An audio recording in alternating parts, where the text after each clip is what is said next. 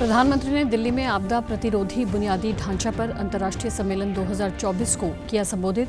बेहतर कल के लिए आज मजबूत बुनियादी ढांचे में निवेश पर दिया बल।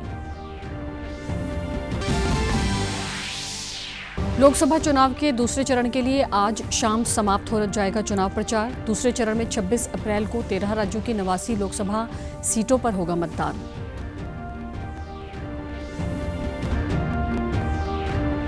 और हरियाणा के मुख्य निर्वाचन अधिकारी ने राज्य में लोकसभा चुनावों के मद्देनजर वोटर इन क्यू नाम से एक ऐप की लॉन्च। मतदाता मतदान केंद्रों पर लगने वाले भीड़ की जानकारी प्राप्त कर सकेंगे घर बैठे ही। नमस्कार, चंडीगढ़ से आपका स्वागत है। मैं हूं भानुप्रिया। अब समाचार विस्तार से। प्रधानमंत्री नरेंद्र मोदी ने दिल्ली के भारत मंडपम में आयोजित आपदा प्रतिरोधी बुनियादी ढांचा पर अंतर्राष्ट्रीय सम्मेलन 2024 को संबोधित किया। प्रधानमंत्री ने इस अवसर पर कहा कि पिछले कुछ वर्षों में CDRI की वृद्धि प्रभावशाली रही, जो भविष्य के लिए अच्छा संकेत है। Coalition for disaster resilient infrastructure has been impressive. We have come a long way since 2019 when CDRI was launched. It is now a global coalition of 39 countries and 7 organizations. This is a good sign for the future. PM ने कहा कि हम सभी ने देखा है कि प्राकृतिक आपदाएं लगातार और ज्यादा गंभीर होती जा रही हैं, जिसके कारण होने वाली क्षति आमतौर पर डॉलर में बताई जाती है, लेकिन लोगों, परिवारों और समुदायों पर इसका वास्तविक प्रभाव इन आंकड़ों से परे है। पीएम मोदी ने कहा कि बेहतर कल के लिए आज मजबूत बुनियादी ढांचे में निवेश करना चाहिए। इस मजबूती के लिए बुनियादी ढांचे को निर्माण में शामिल करने की सबसे ज्यादा जरूरत है। आपदा के बाद स्वाभाविक रूप से राहत और पुनर्वास पर ध्यान भी केंद्रित किया जाना चाहिए।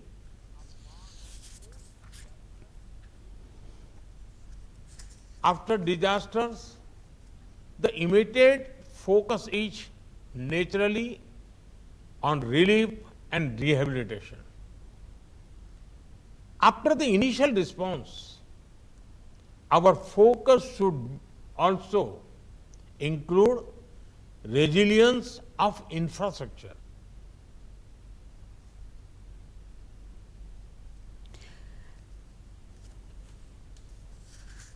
लोकसभा चुनाव के दूसरे चरण के चुनाव प्रचार आज शाम समाप्त हो जाएगा। राजनीतिक दलों के शीर्ष नेताओं की ओर से रैलियां और रोड शो किए जा रहे हैं।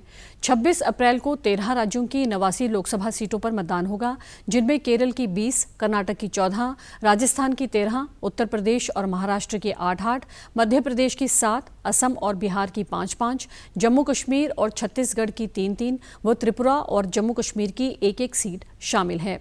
7 चरणों में हो रहे लोकसभा चुनाव के तीसरे चरण में 12 राज्यों और केंद्र शासित प्रदेशों की 95 लोकसभा सीटों के लिए 7 मई को मतदान होना है। इस चरण के लिए कुल 1351 उम्मीदवार अपनी किस्मत आजमा रहे हैं।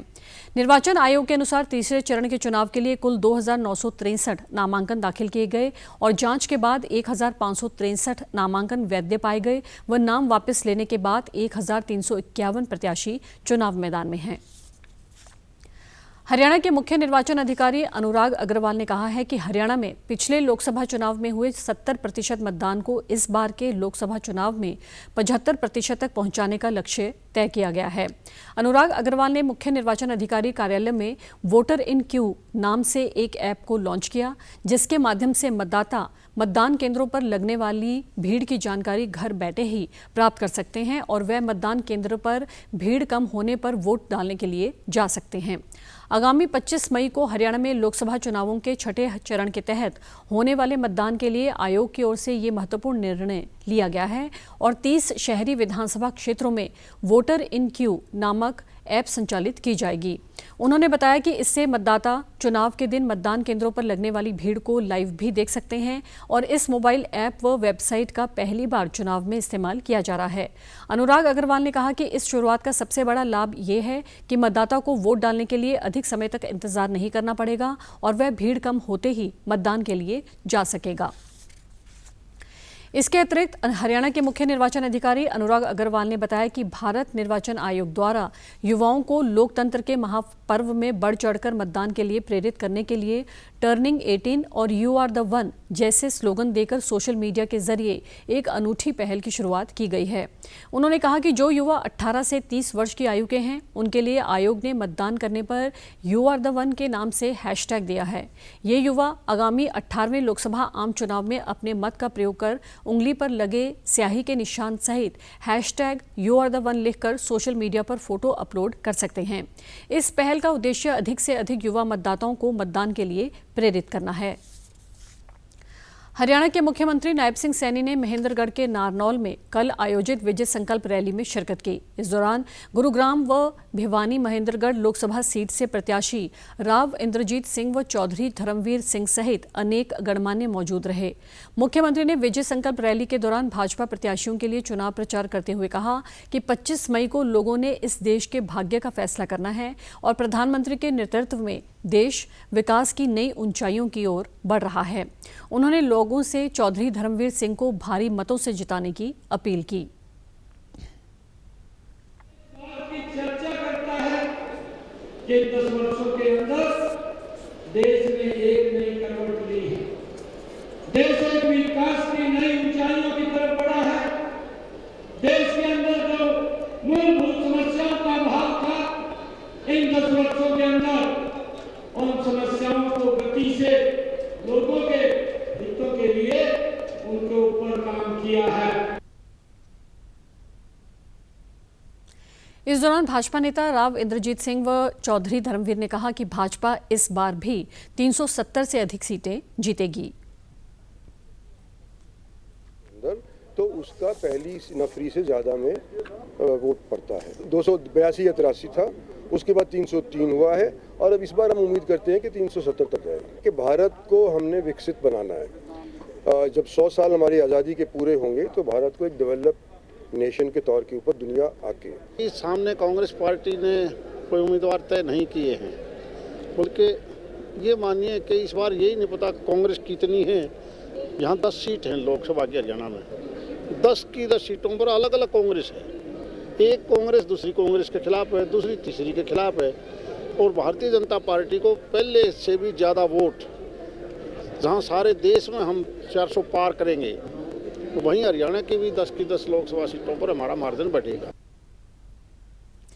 उन्होंने कहा कि भारत को विकसित देश बनाना है और ये तभी संभव है जब देश की सड़कें, रोजगार और अन्य सुविधाएं मजबूत होंगी।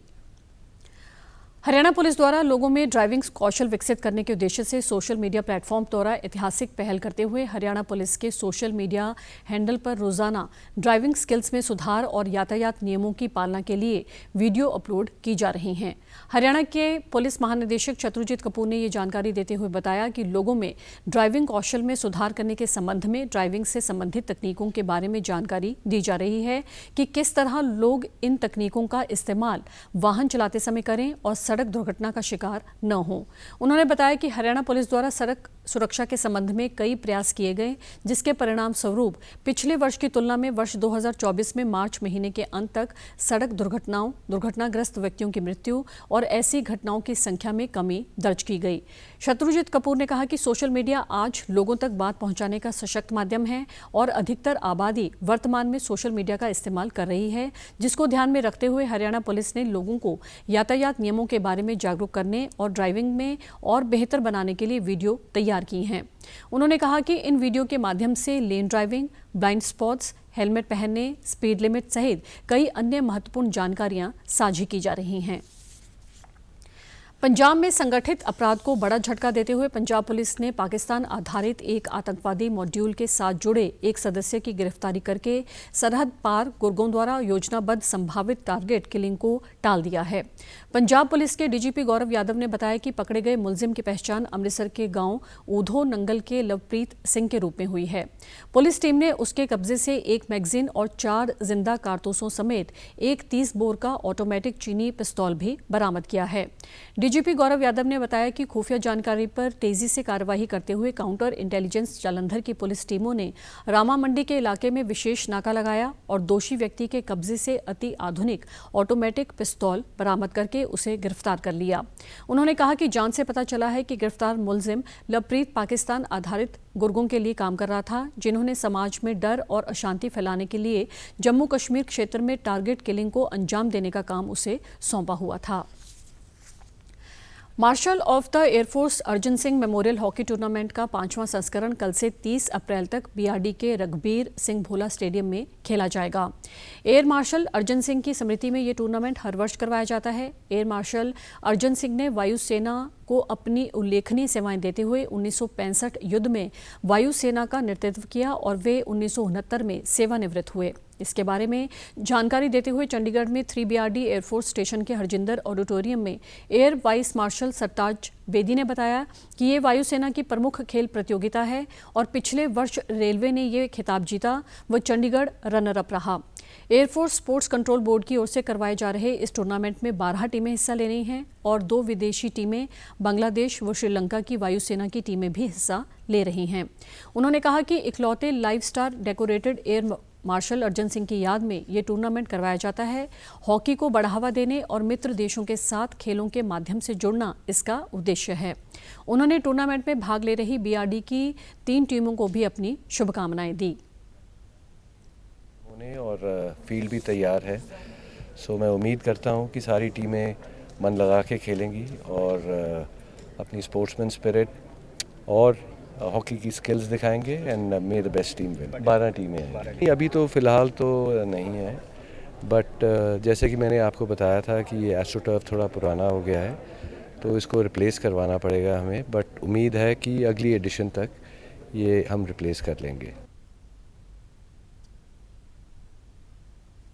इस अवसर पर उन्होंने टूर्नामेंट की ट्रॉफी का विमोचन भी किया, जो कि हॉकी इंडिया और FIH द्वारा समर्पित हैं। आज राष्ट्रीय पंचायत दिवस है। देश ने पंचायती राज के क्षेत्र में उल्लेखनीय प्रगति की है। प्रधानमंत्री नरेंद्र मोदी ने पंचायती राज दिवस पर देशवासियों को बधाई दी है। उन्होंने सोशल मीडिया पोस्ट में ग्रामीण भारत में बदलाव लाने और जीवन स्तर को बेहतर बनाने के लिए जमीनी स्तर पर कार्य करने वालों की सराहना की है। उन्होंने कहा कि सरकार पंचायती राज संस्थाओं को मजबूत बनाने और लोगों के सपनों को पूरा करने का कार्य जारी रखेगी। गौरतलब है कि राष्ट्रपिता महात्मा गांधी ने कहा था कि भारत गांव में बसता है। गांव में बसने वाले भारत की जनता के सपने को पूरा करने में देश की पंचायती राज व्यवस्था अहम योगदान कर रही है। सत्ता का विकेंद्रीकरण कर गांवों की जनता की भागीदारी सुनिश्चित करने की दिशा में पंचायती राज व्यवस्था ने अहम भूमिका निभाई है।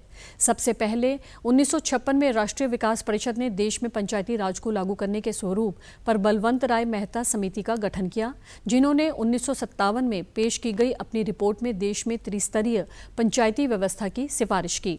इस व्यवस्था के 3 स्तर थे: जिला स्तर पर जिला परिषद, ब्लॉक स्तर पर पंचायत समिति और ग्राम स्तर पर ग्राम पंचायत।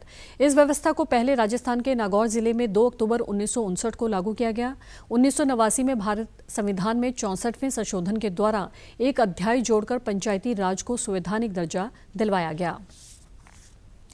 भारतीय रिजर्व बैंक ने कहा है कि निवेश की मांग और उत्साहपूर्ण व्यापार व उपभोक्ताओं के सकारात्मक रुझान से वास्तविक जीडीपी वृद्धि में बढ़ोतरी के आसार हैं। आरबीआई ने अर्थव्यवस्था की स्थिति शीर्षक वाले लेख में कहा है कि उपभोक्ता मूल्य सूचकांक आधारित मुद्रास्फीति पिछले 2 महीनों में औसतन 5.1% के बाद मार्च में 4.9% पर आ गई है। ये भी कहा गया है कि मौसम की घटनाओं को देखते हुए लंबे समय तक भू राजनीतिक तनाव के साथ साथ मुद्रास्फीति का खतरा बढ़ सकता है, जिसका असर कच्चे तेल की कीमतों पर भी देखने को मिल सकता है।